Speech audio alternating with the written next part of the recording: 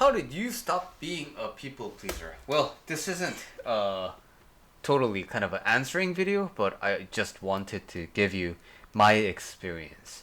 I used to be kind of like the biggest people pleaser in the world. Uh, it would just drive me crazy when people were upset with me, and it made me go through a very difficult time. So that was like the externally visible portion of the people pleasing, right? The feelings that I get to experience when other people are upset at me.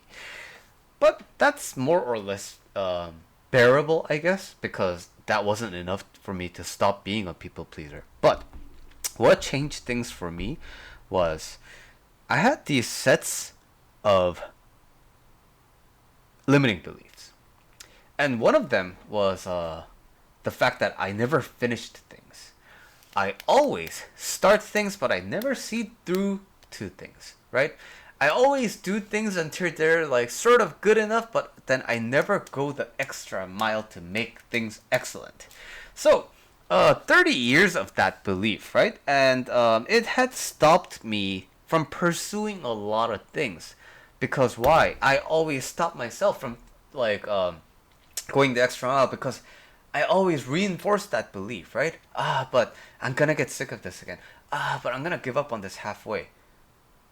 And then, upon more introspection, I realized that I held on to this belief because not holding on to this belief and rejecting this belief would make other people upset.